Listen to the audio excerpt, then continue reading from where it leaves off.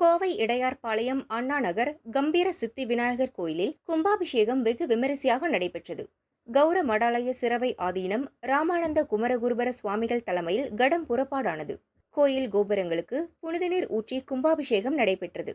பக்தர்கள் மீது புனித நீர் தெளிக்கப்பட்டது. அறங்காவல் குழு தலைவர் ராஜாமணி, அறநிலைத்துறை கமிஷனர் முரளிதரன் பங்கேற்றனர். திரளான பக்தர்கள் சுவாமி தரிசனம் செய்தனர். அன்னதானம் வழங்கப்பட்டது.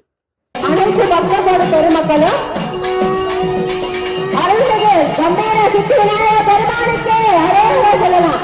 அருள்மிகு கம்பீர சித்தி விநாயக பெருமானுக்கு அரேகர அவர் சொத்து கழகத்திற்கு தீர்த்தம் இடப்பட்டுக் கொண்டுள்ளது. அருள்மிகு சித்தி விநாயக பெருமானுக்கு அரேகர அருள்மிகு கம்பீர விநாயக பெருமானுக்கு அருள்மை பொற்கரங்களினாலே அந்த தீர்த்தம் இடப்பட்டுள்ளது. அனைத்து பக்த கோடிகளும் கம்பீர விநாயக பெருமானை மனதில் வேண்டாதனை நடைபெற்றுக் கொண்டுள்ளது. அனைவரும் இரு கரம் கூப்பி சுவாமிகள் வழிபடலாம். அருள்மிகு காலத்தின் அவருக்கு, அருள்மிகு காலத்தின் அவருக்கு, அருள்மிகு காலத்தின் அவருக்கு அவருக்கு என்ன தவம் செய்தோமோ இத்தனை கும்பாபிஷேகத்துக்கு உண்மையாமே ஆகும். அனைவரும் தீபாவளி எடுத்துக் கொள்ளலாம்.